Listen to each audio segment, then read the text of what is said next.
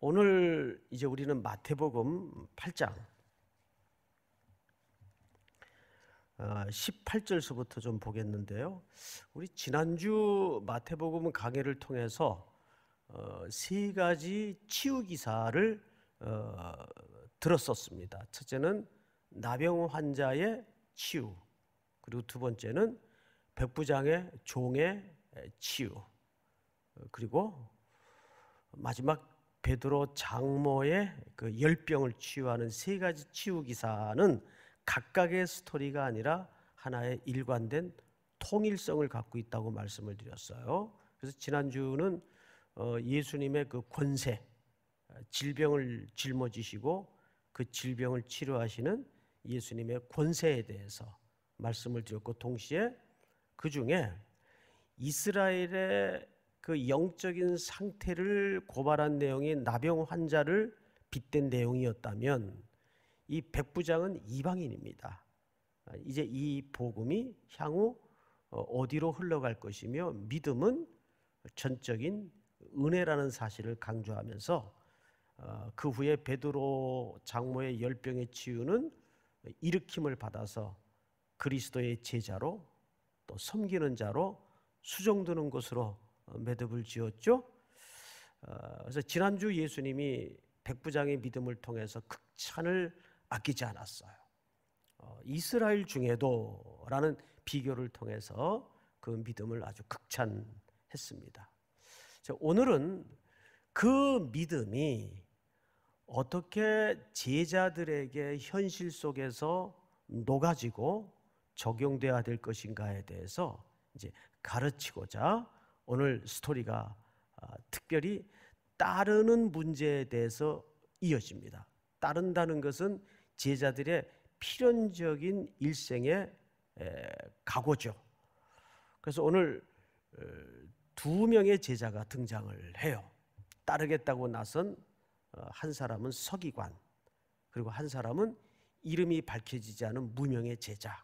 이렇게 두 사람이 예수님을 따르겠다고 나섭니다. 자, 예수님이 이 땅에 오심으로 하나님의 왕국은 임했습니다. 그리고 그분을 따른다는 것은 무슨 말이 되냐면, 우리의 익숙하고 견고했던 삶의 터전을 떠난다는 이야기가 동시에 이루어집니다. 그리고 우리는 우리의 시민권과 신분을 새로운 왕국으로 옮겨가는 과정에 길을 떠나는 거예요.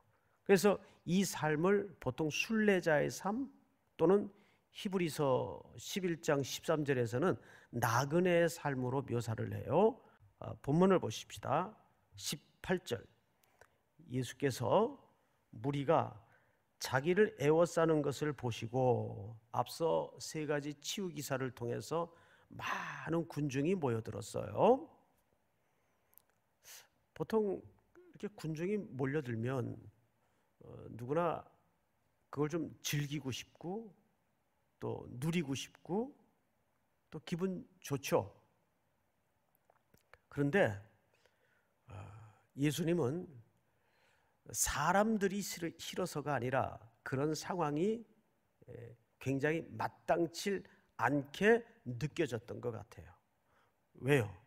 사람들의 그 애워싸는 듯 몰려드는 상황은 각자의 욕망, 비틀려진 기대, 왜곡된 기대가 섞여 있기 때문입니다. 이제 그런 것들을 굉장히 불편하게 생각했어요. 그래서 예수님은 어떤 조치를 취합니다. 볼까요? 건너편으로 가기를 명하시니라. 이제 갈릴리 호수를 가로질러 건너편, 가다라 지방이죠. 거기서 이제 돼지 치는 장면을 우리가 다음 주쯤 만나게 될 겁니다. 가다라 지방으로 가기를 명하셨어요. 자, 그런데 이때 아직 배를 타기 전이죠. 이때 아까 말씀드린 것처럼 두 사람이 이 스토리 속에 끼어듭니다. 첫 번째 사람이 서기관이에요. 자, 여러분, 서기관은 당시 유대인 사회적 통념 속에서 어떤 존재입니까? 율법 학자입니다. 율법을 가르치고 평생 율법에 매몰되어서 사는 사람이에요. 그리고 이 정도 위치쯤이면 사실 중산층 이상으로 보는 것이 맞습니다. 그러니까 뭐 생활적으로도 이렇게 절박한 사람이 아니겠죠? 근데 이 사람이 느닷없이 예수님을 따르겠다고 나섭니다. 자, 이 사람의 이야기를 좀 들어보십시다. 19절. 한 서기관이 나와 예수께 아뢰되 선생님이여 어디로 가시든지 저는 따르리이다. 네, 이 서기관이 예수님에게 먼저 나옵니다. 근데 끝에 보니까 아주 대단한 결단을 한 듯 느껴져요. 뭘로 알 수 있냐면 어디로 가시든지 따르겠다 그래요. 그런데 이 원문의 뉘앙스를 직역해서 그대로 살리면 여기에는 상당한 좀 문제가 있습니다. 우선 이 서기관이 예수님에 대한 호칭을 뭐라고 하는가를 잘 보세요. 뭐라고 했습니까? 선생님이요, 즉 랍비요, 이렇게 호칭을 했어요. 여러분, 내가 누군가를 어떻게 호칭하느냐는 굉장히 이 관계에 중요한 문제겠죠. 보통 제자들은 주여라는 호칭을 썼습니다. 근데 그 제자들 중에도 유독 끝까지 주여라는 호칭을 쓰지 않았던 한 명의 인물을 여러분 기억하십니까? 가룟 유다입니다. 근데 여기 지금 서기관이 예수님에게 뭐라고 부르고 있어요? 선생님이요. 그러니까 아직은 그가 쫓겠다는 이 분이 어떤 분인지에 대해서 인식이 약하거나 부족한 상태입니다. 게다가 그 말의 끝에 어디로 가시든지 쫓겠나이다, 따르겠나이다, 이 말은 굉장한 결단인 것처럼 보이지만 사실 여기에 날카로운 분석이 좀 필요합니다. 이 말은 어디로 가시든지라는 말은 건너편 가다라 지방을 염두한 발언이에요. 그러니까 이 서기관은 따르겠다는 의도가 거기가 뭐 가버나움도 좋고 가다라 지방도 좋은데 어쨌든 선생님을 따르겠습니다라는 말은 이런 뜻입니다. 즉 예수님의 가르침과 예수님이 선포하시는 그 하나님의 나라의 가치관에 전적으로 동의가 돼서 나도 그 길을 걷겠습니다, 이렇게 동의된 고백이 아니에요. 이거를 어느 학자가 아주 절묘하게 표현을 했는데 이렇게 표현을 했어요. 제가 그 부분을 좀 읽어 드리겠습니다. 이 서기관의 본심은 학문적 관심을 가진 우호적인 추종자였을 뿐이다. 결론적으로 설명을 드리면 예수님의 걸어가시는 길의 의미를 이해하고 온전히 동의가 돼서 나도 그 길을 따르겠습니다, 이렇게 말한 의도가 아니라 학문적 관심을 가진 우호적인 추종자. 그런데요, 뜻밖의 교회 안에 이런 아류의 분들이 상당히 많다는 거죠. 예수 그리스도를 나의 구주로, 내가 그분의 십자가의 대속의 죽음이 없이는 구원받을 수 없었던 존재로 이제는 이분이 걸어가신 그 길을 나도 가겠습니다라는 그런 고백이 아닌 그냥 요즘 현대인들이 즐겨 이해하는 내용처럼 교양 과목의 한 과목처럼. 자, 그러자 예수님의 꺼내놓은 대답을 보세요. 20절. 예수께서 이르시되 여우도 굴이 있고 공중의 새도 거처가 있으되 인자는 머리 둘 곳이 없다 하시더라. 이 말은 그 서기관의 의중을 슬쩍 빗대어 드러내고 고발하시는 내용이에요. 여기 여우는 사실 그 학자들의 해석에 따르면 예수님이 헤롯을 갖다가 뭐라고도 표현을 했죠? 여우라고 표현을 했어요. 여우. 새는 뭡니까? 이 로마의 통치권을 얘기하는 거예요. 그러니까 그런 이 세상의 권력의 한복판에 있는 사람들은 다 자기 보금자리를 위해 살고 보금자리가 있다. 그러나 나는 이 땅에 왕으로 왔지만, 하나님의 아들로 왔지만 인자는 머리 둘 곳이 없다. 내가 가는 길은 그렇게 그대가 쫓고자 하는 영광과 부귀가 약속된 길이 아니다 하면서 여기에 독특한 신학적 이해가 필요한 표현 하나를 남겼단 말이에요. 그게 인자라는 표현이에요. 이건 굉장히 어려운 내용인데 간단하게 설명을 드리자면, 이 표현은 다니엘서에 예언되었던 표현입니다. 우리 다니엘서 7장을 한번 띄워주실까요? 내가 또 밤 환상 중에 보니 인자 같은 이가, 인자 같다는 말은 사람의 모양은 했는데 사람은 아닌, 하나님의 아들인데 사람의 모양을 한, 이런 뜻입니다. 인자 같은 이가 하늘 구름을 타고 와서 옛적부터 항상 계신 이에게 나아가 그 앞에 인도되매. 우리 다 같이 14절 시작. 그에게 권세와 영광과 나라를 주고 모든 백성과 나라들과 다른 언어를 말하는 모든 자들이 그를 섬기게 하였으니 그의 권세는 소멸되지 아니하는 영원한 권세요 그의 나라는 멸망하지 아니할 것이니라. 네, 이것은 장차 인자의 모습으로 오실 하나님의 아들의 강림을 얘기하고 예언하는 겁니다. 이것이 어떻게 성취되는가? 우리 19장을 한번 볼까요? 마태복음. 예수께서 이르시되 내가 진실로 너희에게 이르노니 세상이 새롭게 되어 인자가 자기 영광의 보좌에 앉았을 때, 여기 인자가 나오죠?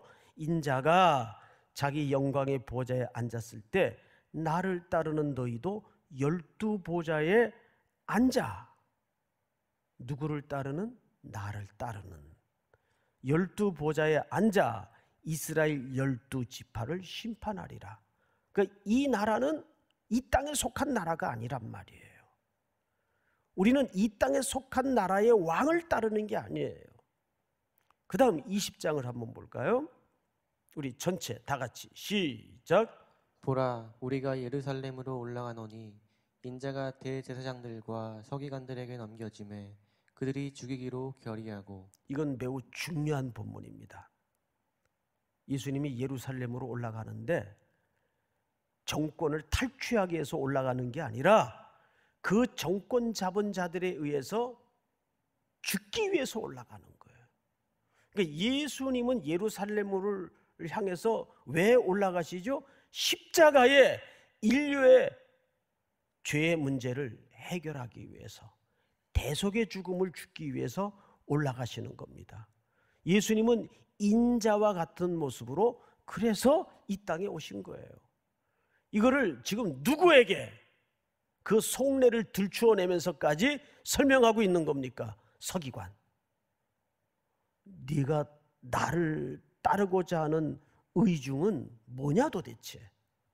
사람들이 애워싸니까 이 땅에 영광이 목말라서, 이 땅에 인기가 목말라서 나를 쫓는다고 하는 거 아니냐? 여우도 굴이 있고 새도 거처가 있지만 나는 인자는 머리 둘 곳이 없다. 인자라는 표현을 쓰는 거예요. 내가 이 땅에 무엇을 위해서 왔고 내가 걷는 길의 의미가 내가 무엇인지를 아느냐? 나는 죽음의 길을 지금 가고 있다. 그리고 냉엄하게 돌려 세웁니다. 사실은. 자, 그리고 이제 두 번째 인물로 우리의 포커스를 좀 옮겨 보십시다. 몇 절을 보시냐 하면 21절입니다. 제자 중에 또 한 사람이, 자, 두 사람 중에 마지막 사람인데 여기에는 유독 또 한 사람이라는 표현을 함으로써 앞의 인물과 대조를 위한 이야기 장치임을 놓쳐서는 안 돼요. 또 한 사람이 이르되 주여 내가 먼저 가서 내 아버지를 장사하게 허락하옵소서. 여러분, 유대인들에게 결혼식도 참 중요한 날이지만 집안에 특별히 부모가 돌아가셨을 때는 그 장례를 어떻게 치르느냐가 그 사람의 평판이 돼요. 공동체의 큰 평판이 됩니다. 그래서 유대인들은 이 장례식이 굉장히 허례의식이 많고 과잉된 식이 많아요.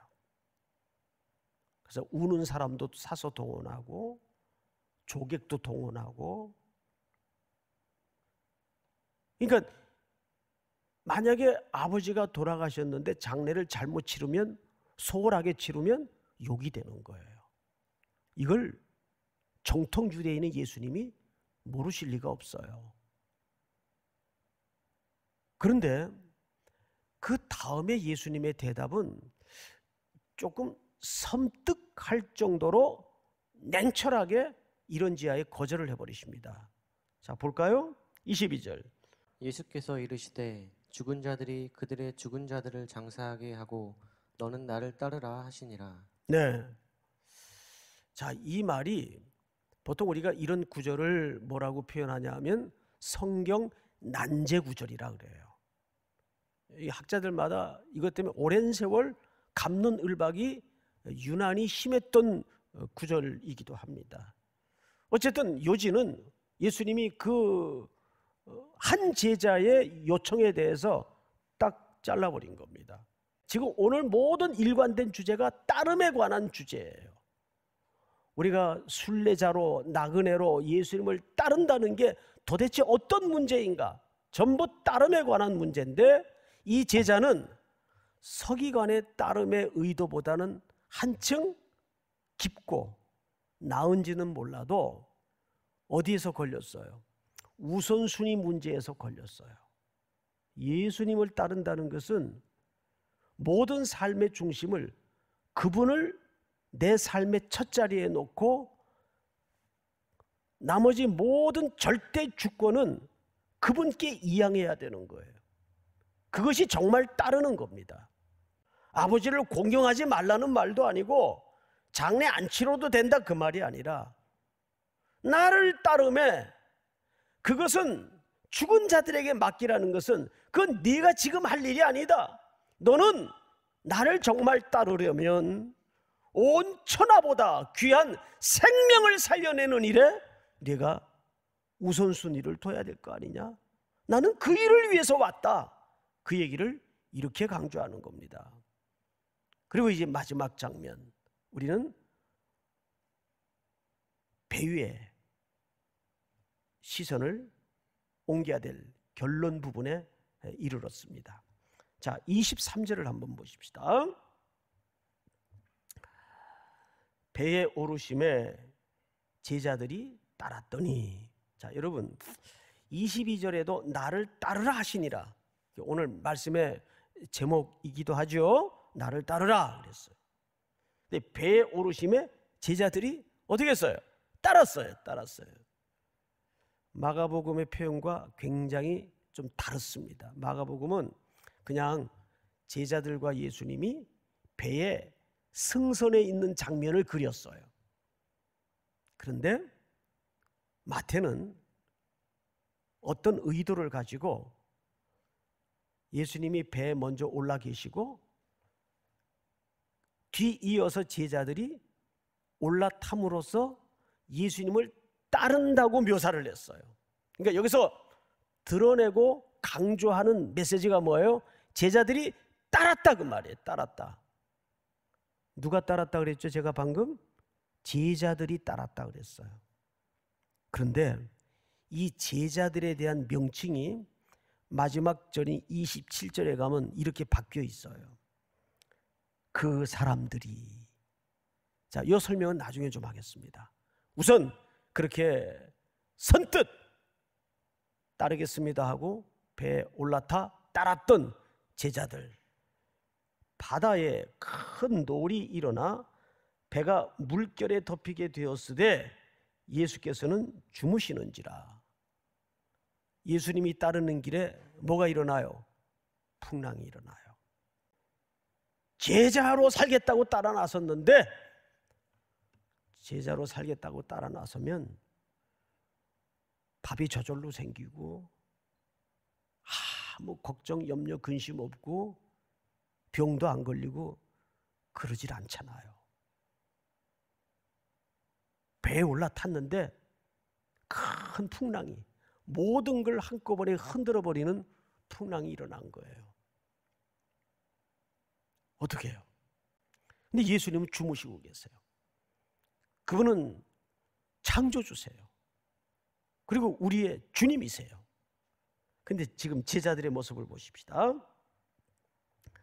배가 물결에 덮이게 되었으되 예수께서는 주무시는지라. 자, 25절 우리 전체 한번 같이 읽겠습니다. 시작. 그 제자들이 나와 깨우며 이르되 주여 구원하소서 우리가 죽겠나이다. 네, 제자들이, 따르는 자들이에요. 주여 우리 살려주세요. 우리가 죽겠나이다. 근데 이들의 언어 속에서 예수님에 대한 호칭이 뭘로 불리워지고 있죠? 주여, 주여. 여러분들이 하나님을, 여러분들이 예수님을 주님이라고 부를 때 어떤 뜻으로 주님이라고 부르고 있습니까? 모든 운영과 경영이 그분 손 안에 있다는 거예요. 믿습니까, 여러분? 그 고백으로 주여라고 고백을 해야 돼요. 그런데 이들은 지금 혼돈에 빠져 있어요. 이분 주여인데 이들의 행동은 주님이 없어요. 이런 이중적인 모습. 성경을 보십시다. 예수께서 이르시되 어찌하여 무서워하느냐? 그리고 뭘 지적하시죠? 믿음이 작은 자들아. 믿음이 작은 자들아. 이들의 뭘 지적하십니까? 믿음. 전주에 강조되었던 그 믿음. 도대체 그대들의 믿음은 어디다 쓰는 거냐? 뭐 할 때 쓰는 거냐? 그 말이에요. 사랑하는 우리 온라인으로 예배하는 모든 삼일교회 성도 여러분, 또 일반 성도 여러분, 오늘 주님을 그렇게 모든 걸 포기하고 따르겠다고 배에 올랐던 이 제자들은 27절을 보면 희한한 결론으로 맞춰집니다. 27절, 그 사람들이, 제자들이 아니에요. 그 사람들이 놀랍게 여겨 이르되 이가 어떤 사람이기에 바람과 바다도 순종하는가? 여기엔 당연히 누구도 포함되어 있을까요? 예, 제자들 포함되어 있죠. 근데 이 사람들의 입에서 이구동성으로 나온 얘기가 뭐예요? 이분이 도대체 어떤 사람인데? 저는 여기에서 놀라운, 전혀 이 스토리와는 관계없는 것 같은 예수님의 의도가 발견이 돼요. 예수님은 풍랑에 초점이 있는 게 아니에요. 그걸 다스리는 게 초점이 있는 게 아니에요. 우리가 따름의 길을 걸어가는 여정에, 노정에 수많은 일들을 부딪히고 만나지만 그 속에서 누구를 배우게 만드는 겁니까? 하나님을 배우게 만드는 거예요. 그리스도를 배우게 만드는 거예요. 이 약속의 말씀이 또 한 주를 살아낼 우리 모든 성도들에게 큰 원칙이 되고 기초가 되는 은혜가 있기를 주님의 이름으로 축복합니다.